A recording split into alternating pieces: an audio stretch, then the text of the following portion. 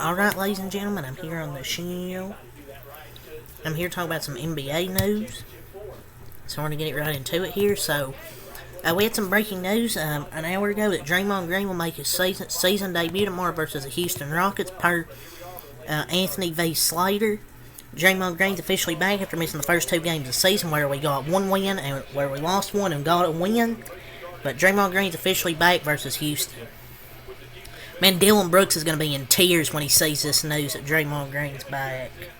So it's good because Curry's questionable to play, so maybe we can have Chris Paul, Draymond Green, Clay, Wiggins, Loney's our starting lineup. Curry hasn't played, but I expect him to play.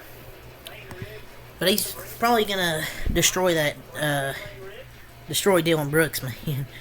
Dillon Brooks going to be crying. He's probably going to cook against Houston. He's going to help us. For sure. So that's really all I have to say about Draymond Green. So, former Miami Heat forward PJ Tucker thinks the G League is, quote, the dumbest thing ever. He shouldn't have a job. He is trash. He ain't a good player. He's not a threat on offense. Like, he's good on defense, yeah, but he doesn't do anything offensively, really. Probably because he knows he should be in the G League. Probably why he probably says that because he should be in the G League, honestly.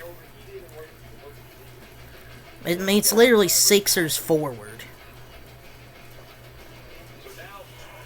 I don't know why it says former Heat forward. But this headline though is like, all he does is buy sneakers and yap about nothing. He doesn't care about the game of basketball. All he does is yap and buy sneakers. Like, why is this dude in the NBA? He played 32 minutes the other night and scored 0 points. Like, PJ Tucker, you're not him, buddy. So, in only the third game of the 2023 season, the Miami Heat are resting Jimmy Butler tonight versus the Minnesota Timberwolves. That was very interesting to me. We already have teams resting players in the third game of the freaking 2023 season. 3 games into the year. He never plays in Minnesota, dude. He always ducks them. But the Heat have to be fined here.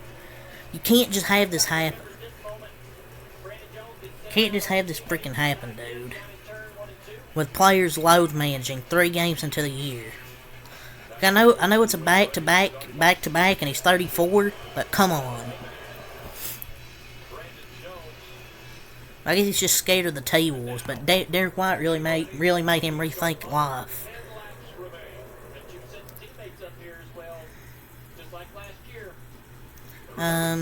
Bradley Beal and Devin Booker are out for tonight's matchup versus the Jazz, per Dwayne Rankin. Bradley Beal's out again for the third game of the year. Devin Booker's out with a foot injury. Bradley Beal out with a back injury. Is Bradley Beal's injury like that bad? I mean, they're both injured, but how bad is that back injury? He's clearly injured. But I don't know how bad that back injury is. For Bradley Beal. I'm not going to say it's load management. But it's just Bradley Beal's always injury prone. So, yeah, that's all I'll say about that. So, Trae Young so far this season, man. 8 of 35 from the field, 3 of 14 from 3, 11 turnovers. Yeah, it's been a rough start to the year, I thought, for Trae Young. Like, this guy stinks. Like, so far in his first 2 games, he's been a fucking brick machine and a turnover machine. Yeah, remember when people were trying to have him in top 5 point guard combo saying, oh, he's better than Luka. Like, I never thought he's better than Luka. Oh, and the next Curry or whatever.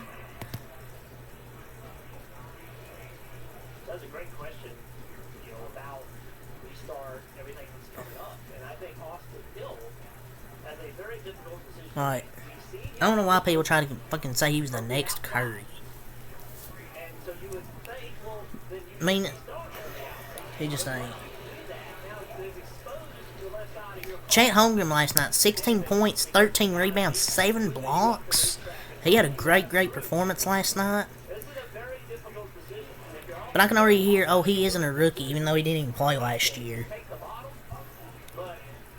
But he can be all-team defense, honestly. I really think he can. Like, all-team defense.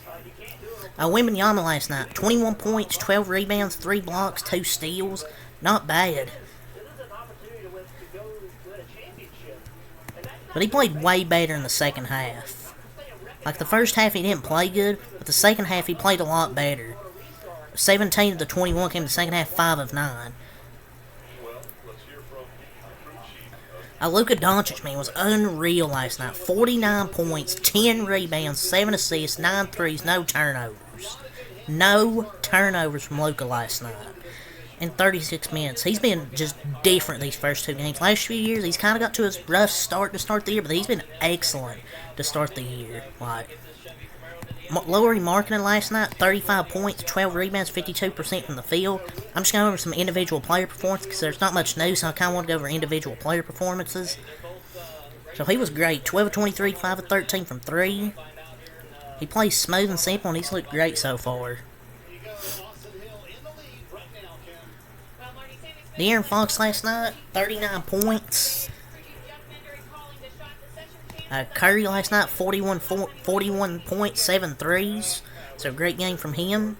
Obviously my favorite player, the best point guard in the league. Jalen Brunson bounced back last night with 31 points, 5 assists, 8 3-pointers. Good bounce back game. And absolutely clamped Trae Young.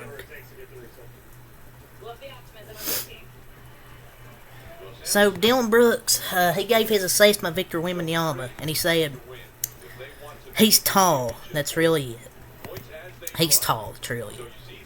Dillon Brooks, don't do don't do this to yourself. I can say the same thing, I can say this about Dillon Brooks. He talks, that's really it. Wemby, right now, is better than right now than Dillon Brooks' whole career. So some brutal news for the Blazers. Anthony Simons is expected to miss 4 to 6 weeks with a thumb injury. Hey, but it's good, man. But I guess it's good for Shaedon Sharpe to get some playing time now, more playing time. But the worst team in the West probably this year is now getting worse. Kendrick Perkins on ESPN. If I'm the Lakers, I might be looking to trade for James Harden. Really? No, don't listen to Kendrick Perkins. Ladies and gentlemen, he has the worst ideas ever. Because James Harden will make that team even worse. Like, I'm just saying, he'll make it even worse than what it is right now. Or make it even worse compared to right now. I think it's better without James Harden, but... But honestly, it is what it is. Kyrie Irving on his time in Brooklyn said it was the best decision of my career to ask for a trade. I knew I needed a peace of mind. My honest reaction is like, really, Kyrie? Whatever, I mean, 2 years from now, he'll be saying the same thing when he leaves Dallas, when he inevitably leaves that team. But, whatever, so it's really all to say for the NBA news, so until next time, peace.